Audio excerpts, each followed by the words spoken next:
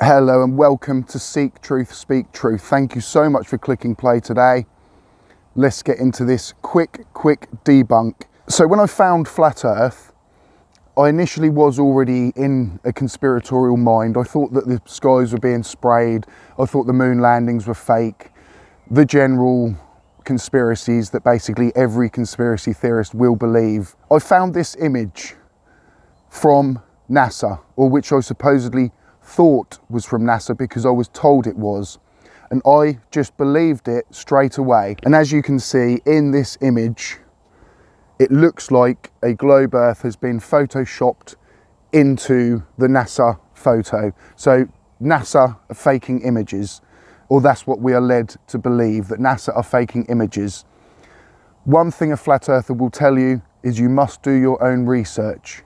But in doing this, they're basically saying, do your own research as proof that these pictures of Earth are fake, proof that we don't move, proof that there's no curvature.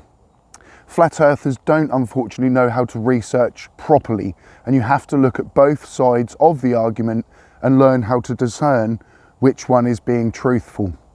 So this image here, I thought was from NASA. And now coming out the other side, I realise it is actually somebody has doctored the image and it isn't NASA. All of NASA's images from the moon landings were done in a square aspect ratio. So this image here, instantly we know it isn't from NASA, and somebody has fraudulently copied and pasted an Earth into the graphic and then claimed that NASA are faking it because there's a little green square around the Earth. Well, that image never ever came from NASA. Never. Because it isn't in the square ratio. They never ever released any images that are in this ratio that we see here. So somebody has lied, but it is not NASA. So here's the original image that NASA gave.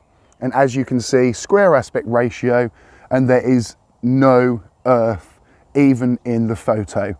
So somebody's lying here, and it isn't NASA. It's either going to be a flat earther or just an idiot, to be honest. There's many people out there that know we live on a globe and they find fun in doing stuff like this.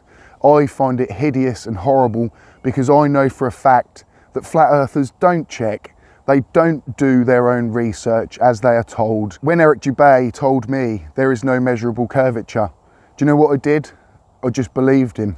When he told me that there was no measurable rotation, what did I do? I just believed him without checking. And this is what we all do, flat earthers. We just believe it because it confirms our bias. It is so simple once you actually realise when you're on the outside that nobody ever checked. I really wish that when I heard Eric Dubay say, nobody's ever measured the curvature. Has anybody ever measured the curvature? And there's list after list, measurement after measurement, and they're all correlating to the globe. What we should be saying really is nobody's ever not measured curvature and nobody's ever not measured rotation. That's the more clear and honest answer that Eric Dubay should be saying. But he, like I say, he just relies on the fact that he knows you don't want to be wrong. So you are going to just confirm what you hear and just believe it. So here we have one, evidence that somebody's faking images and it is not NASA. And I know I have had this discussion actually before with Rachie, and she says she has done research on the cameras used on the moon, and you can post-production edit the images so it is possible to fake the images from the Hasselblad camera. Even if it is possible, what we would need, Rachie, is evidence that these images have been faked. It's easy to say it could be faked, but not one person on this earth has ever given any evidence whatsoever that these images are fake, other than just saying it's fake. Not one expert in the photographic field has ever come forwards to say these images NASA are giving you are fake.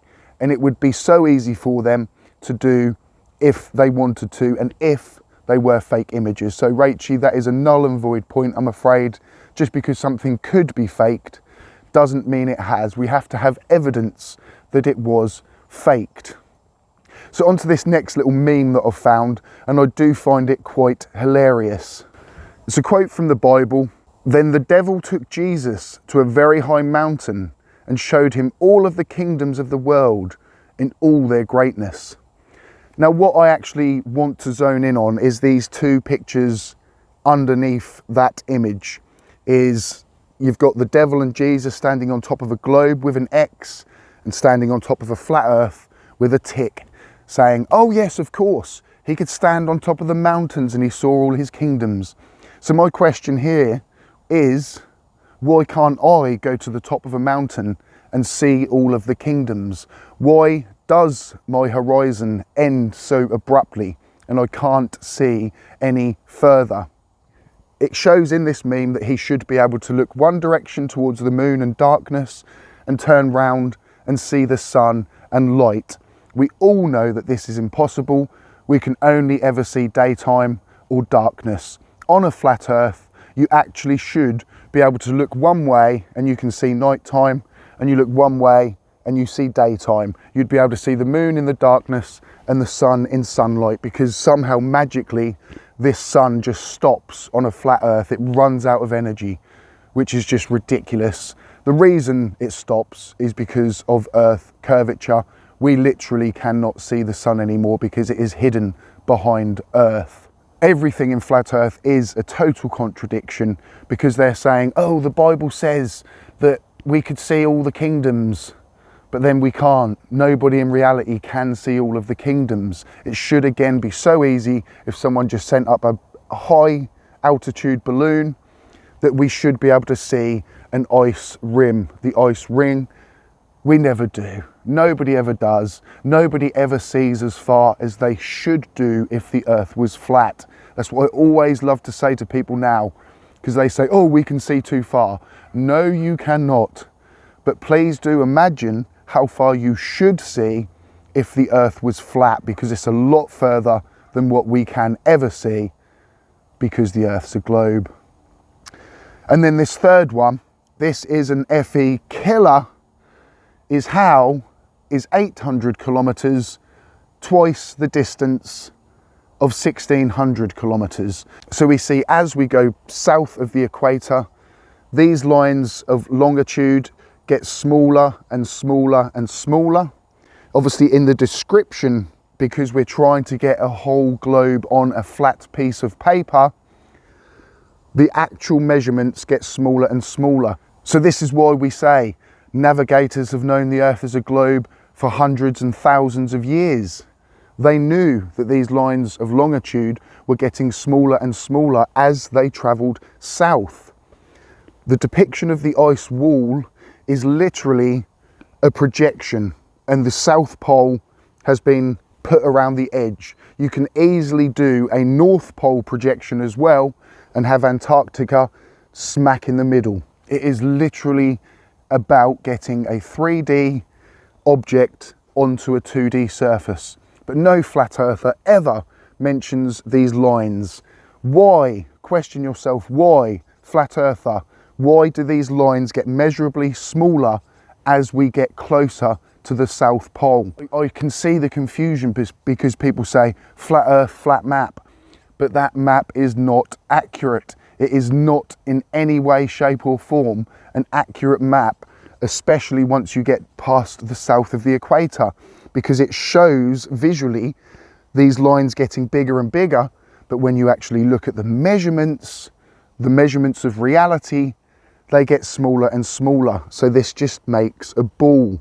It is so obvious, I'm afraid. I just hope that people watch this video, a flat earther, one or two of you, and just think to yourself, hang on a minute here, there's three things that this guy has just brought up and they all destroy the notion of a flat earth.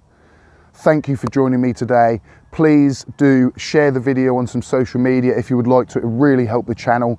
Like the video, comment down below. Make sure you have hit that notification bell, and I will be back in another video very soon. Thank you again.